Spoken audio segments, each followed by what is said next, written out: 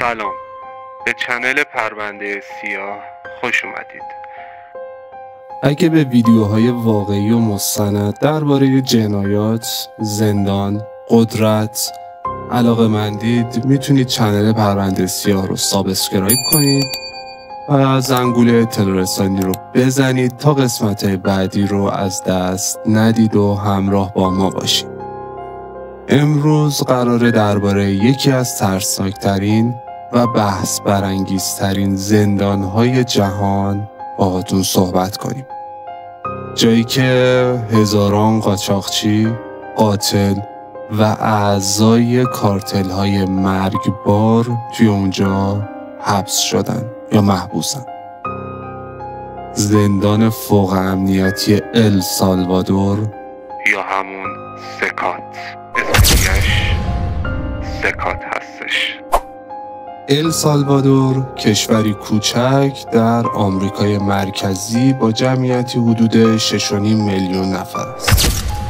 توی همین چند سال پیش این کشور یکی از خطرناکترین نقاط توی جهان بودش. کارتل‌های خیابانی مثل MS-13 و یا باریو 18 عملاً کنترل محله‌ها و مدارس و حتی پلیسای محلی رو هم در دست داشتن. یعنی یه جورایی با خود پلیسا دستشون توی کاسه بوده. قتل و اخاذی و قاچاق مواد مخدر و حتی قاچاق اعضای بدن انسان‌ها بخشی از زندگی روزمره این کارتل‌های خطرناک بوده که تو سال 2015 نرخ قتل انقدری بالا گرفت توی السالوادور که یه جورایی به بالای 105 مورد در هر 100,000 نفر رسید. این خیلی نرخ بالایی میتونه باشه. بالاتر از هر کشور دیگه‌ای توی جهان شد. این رقم خب اون موقع برای دولت یه زنگ خطر خیلی جدی شد. تو سال 2019 شخصی به نام نجیب بولکه رئیس جمهور السالوادور شد.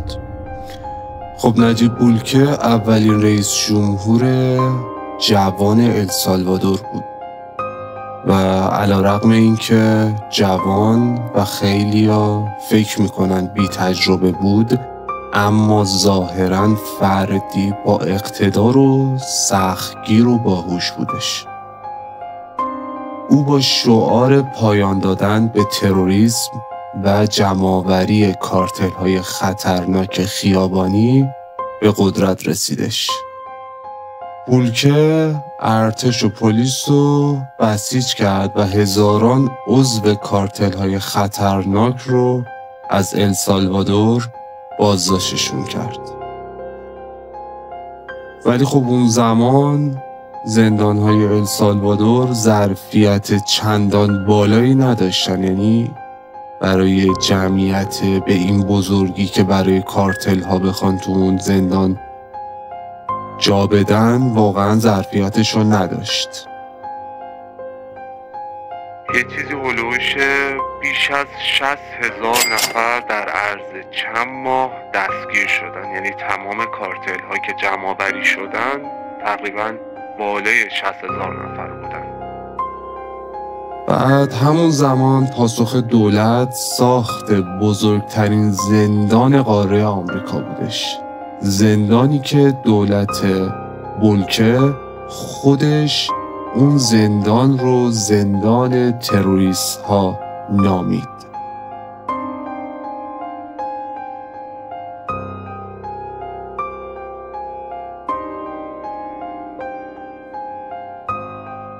زندان سکات با نام کامل Centro de Confinamiento del Terrorismo به معنای مرکز حبس تروریسم در فوریه 2023 یعنی 2023 به بهره برداری رسید و رسما افتتاح شد. و این تأسیسات در منطقه دور افتاده از شهر تکولوکا ساخته شد. در زمینی به وسعت 410 هکتار با دیوارهای 11 متری و سیم خاردارهای حامل 15,000 ولت برق. یعنی اینکه به یکی قشنگ برق بخوره بخارش میکنه دیگه. برق گرفتگی اسمشو نمیذارن. ظرفیت این زندان 40,000 زندانیه، عددی که به یکی از بزرگترین زندانهای جهان این زندانو تبدیل کرده. فکر نکنم هیچ زندانی این ظرفیت رو داشته باشه. ولی چیزی که این زندان رو به یک افسانه جهنمی برای این کارتل ها تبدیل کرده و همه ازش وحشت دارن اینه که این زندان با اینکه 2 سال از افتتاح و بهره برداریش داره میگذره فقط 12,000 زندانی داخلش هستن و هنوزم حالا این زندان برای پذیرش 32,000 نفر دیگه زندانی و کارتل های دیگه گنجایش داره. این خودش باعث میشه که خیلی از کارتل ها و خلافکارها از انجام کارهای خلاف خودداری کنن و در کل خودشونو نشون ندن و یه جورایی خودشونو جمع جور کنن. این زندان از زمان راه اندازی تا به همین امروز تقریباً 2 سال ازش میگذره و تا الان هیچ آزادی نداشته و عملاً اونجوری که پیش بینی میشه در آینده هم هیچ آزادی از این زندان نداره. میپرسید چرا؟ چون حبسایی که به این زندانی‌ها و به این مجرمین و خلافکارا داده شده کمترینشون بین 30 الی 40 سال هستش و بالاترین حبسی هم که تا الان داده شده به زندانی‌ها که سردسته کارتل ها و رئیساشون بودن بین 1000 تا 2000 سال هم داده شده. یعنی طرف عملاً حبس ابد گرفت و هیچ آزادی در کار نیستش. اونی هم که بعد 40-50 سال بخواد آزاد شه قاعدتاً خیلی پیر و فرتوت و فرسوده شده و هیچ کار دیگه هم ازش بر نمیاد. یه نکته جالب دیگه هم هست که در مورد خود زندان در اطراف کل زندان 3 تا کانال آب مرحله به مرحله کار گذاشته شده که آخرین کانال آب درونش برق هستش که حفاظهای دور کانال هم به برق 15,000 ولت متصل هستن. همون برقی که حتی روی سیم خاردارها هستش که عملا راه فرار رو برای زندانیان غیر ممکن کرده. یعنی حتی اگه یه زندانی با پرداخت پول و رشوه به یه مأمور فاسد بخواد با اون همدستی کنه و اون مأمور بخواد زندانی رو به هر نحوی، حالا شب میخواد باشه، صبح باشه یا ظهر باشه یا هر جور دیگه ای فراری بده، چون عملا از روی دیوار و این جور جاها که نمیتونه، حالا مثلا بخواد از جای دیگه ای فراری بده نمیتونه. بازم این در حالی هستش که درصد این کار به 0 شاید هم منفی برسه، چون هیچ جای خروجی برای یه انسان وجود نداره مگر اینکه بخواد از ضربای اصلی بره یا از گیتای نگهبانی عبور کنه که اونم محاله. در اطراف محوطه هم 19 برج مراقبت و 10 دوربین 24 ساعته شبانه روزی هم فعاله. هر بخش از زندان با 2 تا دیوار بتونی از هم جدا شده تا حتی صحبت کردن از پشت دیوار برای زندانیا غیر ممکن باشه. برای ورود به این زندان 3 تا از قوی ترین ایست‌های بازرسی رو باید رد کنید تا برسید به درب اصلی زندان. فرقی هم نداره شما میخواید یه نگهبان ساده باشید یا یک افسر درجه دار باشید و یا حتی معاون یا ریاست زندان باشید و یا حتی یک خبرنگار باشید. هر کسی که بخواد از بیرون به داخل زندان ورود کنه باید از گیت های ایست بازرسی دونه به دونه عبور کنه. البته از گیت اول تا گیت آخر هر کدوم از گیت ها دونه به دونه آسون تر میشن و راحت تر میتونید برید به گیت بعدی یا مرحله بعدی. البته اونم با اجازه رئیس و افسر همون گیت که در صورت صلاح دید توی شما اجازه میده که آسون تر با شما برخورد بشه و هدایتتون میکنه به گیت بعدی. دقیقا همین موضوع باعث شده که داخل زندان هیچ گونه خلافی صورت نگیره، یعنی هیچ خلافی به صورت مطلق صفره. حالا بازم اگه یه افسر و یه نگهبانی فاسد باشن یا حتی رئیس یه بخشی بخواد مواد مخدر یا گوشی یا هر چیز دیگه که به زندانی کمک کنه که بخواد یه کار خلافی رو انجام بده، که مثلا رشوه بگیره یا بخواد برای زندانی این کار رو انجام بده، عملا نمیتونه این کار رو تحت هیچ شرایطی انجام بده. زندانی ها هم که توی سلولایی نگهداری میشن که هیچ نور طبیعی، پنجره یا تخت نرمی وجود نداره، فقط روی تختای آهنی بدون هیچ محافظی دراز میکشن. من فقط برای خوابیدن. زندانیا کلن از یه دونه توالت فرنگی استفاده میکنن که اونم فلزی هست برای اون جمعیتی که تو اون سلوله. معمولا بین 70 تا 100 نفر، بعضی اوقات هم تا 150 نفر توی سلول با هم دیگه زندگی میکنن. کلن هم یه دونه سرویس بهداشتی دارن که اونم فلزی هستش. کنار همون سرویس بهداشتی یه دونه هم حوضچه آب دارن که با همون حوضچه هم آب میخورن هم خودشونو میشورن. گاهن اگر دیر به دیرم ببرنشون همون، توی همون حوضچه سرشونو میشورن و یه جورای همون میکنن. در سکات هر حرکت زندانی ثبت و ضبط میشه. هیچ تماس تلفنی، هیچ ملاقاتی کلا وجود نداره. حتی افراد درجه 1 خانواده هم نمیتونن بیان برای ملاقات. داخل سکات از قوی ترین مسدود کننده های تلفن همراه و مسدود کننده های رادیویی و بیسیم هم استفاده شده که تحت هیچ شرایطی هیچ تلفن همراهی و هیچ رادیویی و هیچ بیسیمی روی هیچ موجی کار نتونه بکنه. فقط نگهبان‌های زندان از بیسیم‌هایی استفاده میکنن که مختص به همون زندان هست و روی یه طول موج خاصی هم کار میکنه و تمام این بیسیم‌ها به اتاق فرماندهی یا همون اتاق کنترل متصلن. همین موضوع باعث میشه که اگر بین نگهبان‌ها و افسرها که داخل زندان هستن یک نگهبان یا افسر فاسد هم وجود داشته باشه که بخواد با دریافت پول، رشوه برای زندانی حالا یه کاری انجام بده یا مواد مخدری بیاره، هیچ شرایطی نتونه این کار رو انجام بده. حتی کوچکترین کاری هم نتونه در حق یک زندانی انجام بده، چون مامورای دیگه توی همون زندان هستن 24 ساعته بقیه نگهبان ها رو زیر نظر دارن. توی هر سلول هم که گفتم 70 تا 100 نفر با هم دیگه زندگی میکنن. غذا 3 بار در روز توسط مامورای زندان توزیع میشه.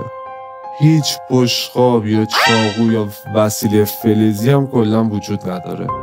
وعده های غذایی زندان کلا از برنج و ماکارونی به اندازه 1 کف دست نون تشکیل شده. بعضی اوقات هم همراه غذا بهشون یه لیوان نوشابه یا یه لیوان آب گازدار میدن. حالا فرض کن هر روز برنج و ماکارونی آبپز بخوری با نون بدون نمک و ادویه، چه اتفاقی برات میفته؟ یا سوء هاضمه میگیری یا بالا میاری، هر چی که خوردی. برای همین زندانیا مثلا فرض کن توی 1 ماه یا 2 ماه یا 3 ماه هر روز این غذاها رو دارن میخورن و حالشون به خاطر اینکه بد نشه و بالا نیارن تو هفته 1 بار هم بهشون نون و ماست میدن یا نون و خامه ترش. زندانیا فقط اجازه دارن هنگام صرف غذا روی تختاشون بشینن. بعد از صرف غذا از تخت‌ها باید بیان پایین و ظرفاشون رو بشورن و تا یه ساعت خاصی باید بایستن تا مجدداً بهشون اجازه داده بشه که برن روی تختاشون برای تایم خاصی استراحت کنن. زندانی ها در طول شبانه روز که داخل سلول هاشون هستند، حالا شب که خواب هستن یا صبحها که بیدار هستن یا حین دستشویی رفتن یا غذا خوردن، در کل در حین کاری هستن که نگهبان ها اونها رو به صورت 24 ساعته زیر نظر دارن. 2 نگهبان همیشه داخل سالن روبروی سلول دارن نگاهشون میکنن و یه سری نگهبان هم از بالای سرشون روی فنس‌های فلزی که سقف سلول ها غالباً از فنس ساخته شده قدم میزنن و به صورت 24 ساعت زندانی ها رو زیر نظر دارن که مبادا خطایی ازشون سر بزنه یا درگیری انجام بشه یا هر مشکل دیگه‌ای به وجود بیاد. کلاً داخل سلول های زندانی ها هیچ تاریکی وجود نداره. حالا مثلا میخواد صبح باشه یا شب باشه، همیشه داخل سلول ها چند تا لامپ روشن هستش که به صورت دائمی، یعنی همیشه توی سلول روشنایی برقراره. حالا اگه زندانی ها هم نور اذیتشون کنه، میتونن مخصوصا تختای بالایی مجبورن حوله یا لباساشون رو تا کنن بندازن رو چششون که موقع خواب نور مستقیما توی چششون وقتی میره بتونن یه کوچولو استراحت کنن و بخوابن تا صبح.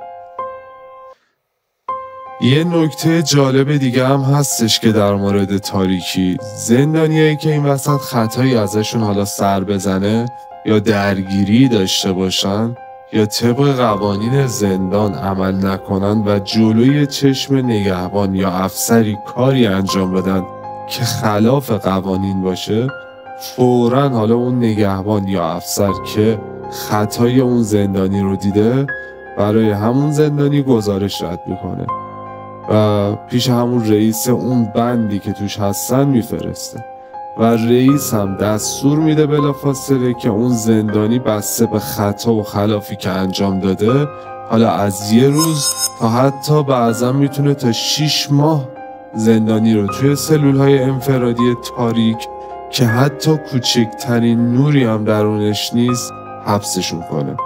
و همین خاطر زندانی ها اصلا دلشون نمیخواد که توی اون سلول های انفرادی برن، چون اونجا خیلی کوچیک و کلا سرویس بهداشتیشون هم بغل جایی هستش که میخوابن و کلا تخت هم که ندارن. تختی هم که اونجا هستش از یه تخت سیمانی درست شده که خوابیدن روی اون تخت سیمانی 1000 مرتبه بدتر از نخوابیدن براشون هست و در کل خیلی شرایط سختی داره توی اون سلولای انفرادی. به همین خاطر هستش که بزرگترین وحشت زندانیا اینه که بفرستنشون توی اون سلولهای انفرادی. شاید هم براتون سوال بشه که توی تمام ویدیوهایی که زندانیا دارن تو سلولاشون میچرخن و ویدیو داره گرفته میشه که توی سکات همه این ویدیو منتشر شده، تمام زندانیا همیشه حالت آروم هستن و دارن به دوربین نگاه میکنن و حتی لبخند هم میزنن. پس چرا این همه زندانی انقدر میگن خطرناکن؟ جواب اینجاست. خیلی از زندانی هایی که با هم داخل یه سلول هستن به صورت شبانه روزی هم دارن زندگی میکنن یا بیشتر از 1 ساله که کنار همدیگه دارن زندگی میکنن، جزء کارتل های مختلفی هم. به طور مثال یکی از زندانی ها جزء کارتل X بوده و اون یکی جزء کارتل A بوده. هر دوی اینها بیشتر از 1 سال هستش که کنار همدیگه دارن زندگی میکنن، اما حتی جرأت نمیکنن که به همدیگه چپ نگاه کنن. این به این خاطر نیستش که اونها اونجا از همدیگه حساب میبرن یا از همدیگه میترسن، به این خاطر هستش که اونها از نگهبانهایی که توی سالن‌ها دارن نگاهشون میکنن و یا نگهبان‌هایی که بالای فنس اتاق دارن قدم میزنن از اونها اینقدر وحشت دارن و حتی توی چش همدیگه هم از ترس نگهبان‌ها جرأت ندارن نگاه کنن که مبادا درگیری رخ بده، چه برسه بخوان درگیری به وجود بیارن. اینکه زندانی‌ها هر کدومشون از یک فرقه یا از یک کارتل مختلف هستن که داخل یک سلول کنار همدیگه باشن به دستور دولت و ریاست این زندان گرفته شده و داره اجرا میشه و قصد اونها هم اینه که این زندانی‌ها رو کنار همدیگه بذارن. برق و آب و نور هم همگی تحت کنترل اتاق مرکزی هستش و در صورت تنش فوراً قطعشون میکنن. هیچ راه مشخصی هم که برای فرار وجود نداره. مسیرهای خروج با لایه‌های متعدد، درهای فولادی بسته شده. حتی نگهبان‌ها هم اجازه ندارن که بیش از یک درب فولادی رو همزمان باز کنن. روز زندانی‌ها از ساعت 5 صبح شروع میشه. شمارش رو انجام میدن و سپس اونا رو به نوبت برای شستشو و صبحونه هدایت میکنن. اونا هر روز فعالیت بدنی بسیار محدودی دارن. اونم به خاطر این هستش که داخل سلولاشون تعدادشون خیلی بالاه و اجازه این رو ندارن که فعالیت داشته باشن در طول روز. فقط برای اینکه بدنشون خوش نشه اونها رو به صورت دسته های 10 الی 15 نفره تقسیم بندی میکنن. هر دسته رو به نوبت میارن بیرون و 10 دقیقه الی 20 دقیقه فعالیت میکنن و بدنشون کمی گرم میشه و مجددا اونها رو داخل سلول هاشون هدایت میکنن. اما نکته اینجاست که زندانی ها در زمانی که قراره به صورت 10 یا 15 نفره به داخل سالن بیان و فعالیت بدنی انجام بدن تا خودشونو گرم کنن، قبل از این که بیان بیرون باید دونه بدونه بیان جلو تا مأمورین زندان به دست زندانی ها دستبند بزنن. البته پشت میله های سلول و اون تعدادی که به دستشون دستبند خورده جدا میشن و از درب سلول میان بیرون تا فعالیت 10-15 دقیقه‌ای داشته باشن. همین روند برای تمامی زندانی های سکات هر روز انجام میشه. زندانی ها حتی اجازه اینو ندارن که هیچ تماس تلفنی با دنیای بیرون داشته باشن، حتی با خانواده های درجه یکشون، حالا مادر یا پدر یا فرزنداشون یا زن یا حتی خواهر و برادرشون. زندانی ها با سر تراشیده و لباسای سفید و نارنجی در صفهای منظم حرکت میکنن. اونا اجازه ندارن حتی سرشونو بچرخونن مگر به دستور افسر همراه باشه. خوابیدن روی تختای آهنی بدون بالش و پتو بخشی از زندگی روزمره ایناست. البته زندانی ها لحظه‌ای که ورود میکنن به زندان سکات، همون لحظه ورود به اونها یه حوله سفید کوچیک به همراه یک زیر پیراهنی سفید و یک جفت دمپایی پلاستیکی و یک جفت جوراب سفید تحویل داده میشه که تو فیلم ها هم مشخصه که اونها رو میتونن لحظه خوابیدن از حوله به عنوان دوشک و از جوراب و دمپاییاشون به عنوان بالش یا اینکه رو چشاشون بکشن استفاده کنن. البته دولت ادعا میکنه این سختگیری ها برای جلوگیری از فعالیت های باندی داخل زندانه. واقعا امیدواریم که یه روزی شاهد همین روند بشیم برای زندانی های داخل زندان های خود ایران. البته نه همه زندانی ها، کسایی که جرم هاشون مثل اراذل و باشگری یا خفتگیری یا زورگیری بوده یا قتل و غارت از عمد بوده. واقعا یه ملت امیدوارن که یه روزی هم دولت ایران این تصمیم رو بگیره برای اینجور جرم ها و اینجور زندانی ها که به همین روند داخل زندان ازشون پذیرایی بشه که حداقل بعد آزادیشون فکر این که باز بیان مردم رو اذیت کنن یا جرایم خطرناک انجام بدن رو نداشته باشن.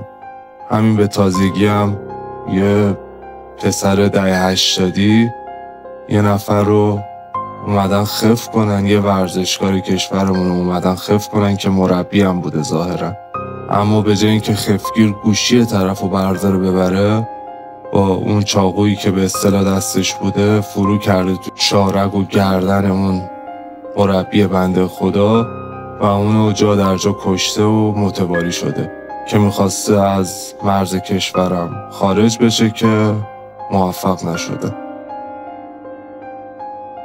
بیشتر زندانیان سکات اعضای باندهای MS-13 و باریو 18 هستند.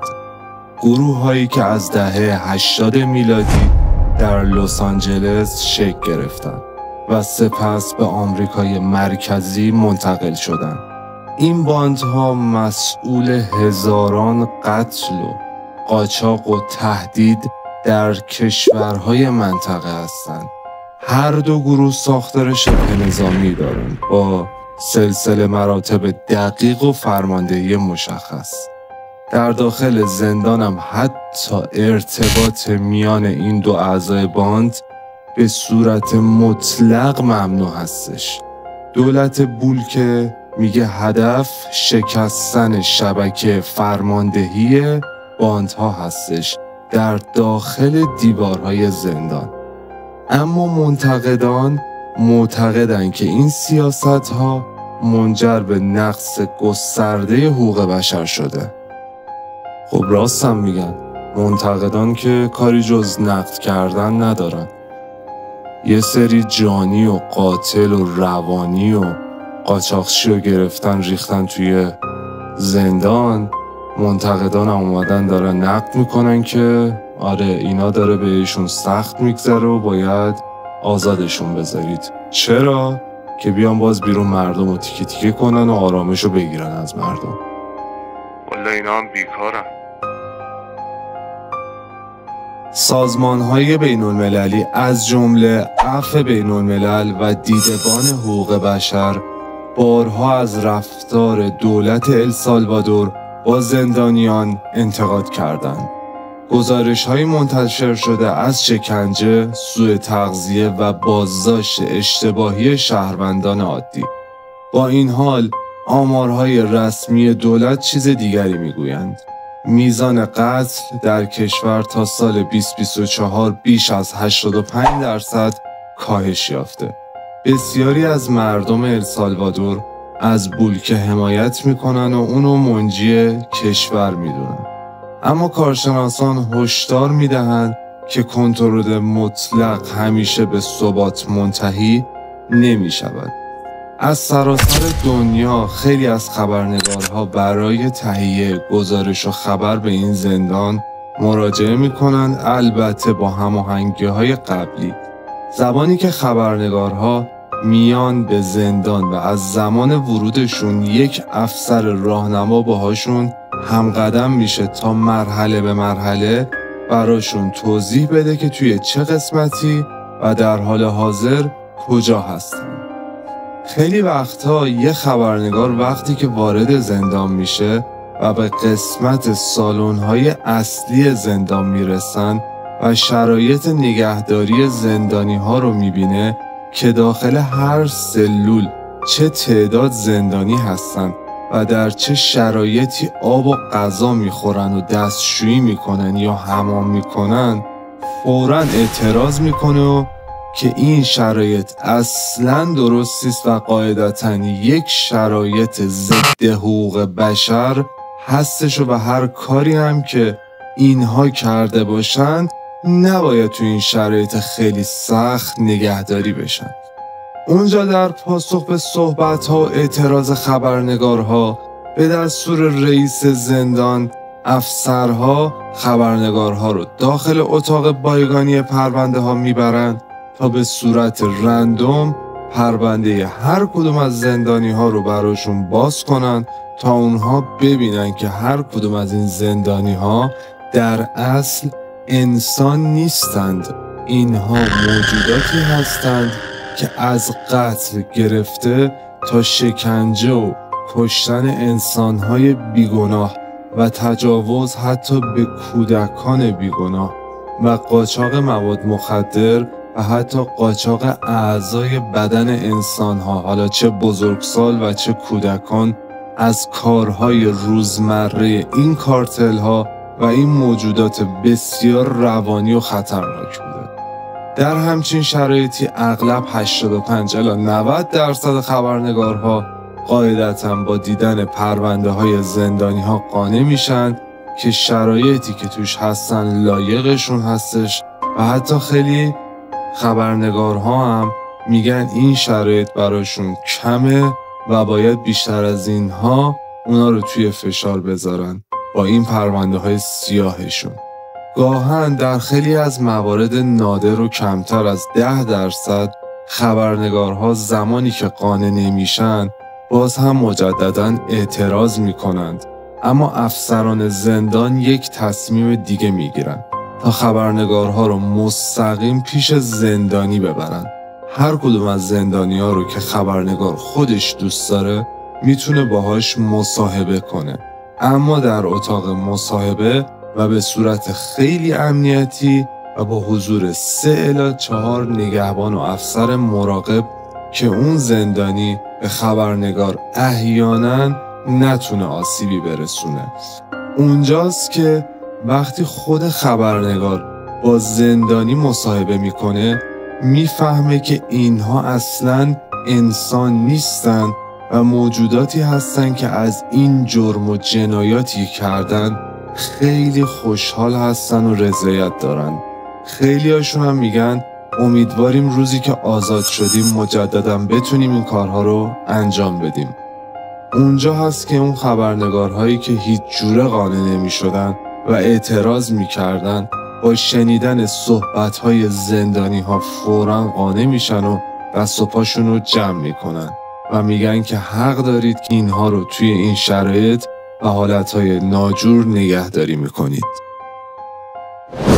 زندان سکات نماد سیاست جدید دولت السالوادور در مقابله با جرم و جنایت و قاچاق اسلحه و انسان است. زندانی که نه برای بازپروری بلکه برای حذف مجرم از جامعه طراحی شده. در جهانی که بحث حقوق بشر با امنیت در تضاد است، سکات تبدیل به نمادی دوگانه شده. برای عده‌ای نشان نظم و اقتدار، برای عده‌ای دیگر نماد دیکتاتوری مدرن. نظر شما چیه؟ آیا این زندان راه حل واقعیه یا فقط نمایش قدرته؟ نظرتون رو توی کامنت ها بنویسید. کانال پرونده سیاه رو سابسکرایب کنید و منتظر قسمت های بعدی ویدیوهای پرونده سیاه باشید. فعلا خدا نگهدار.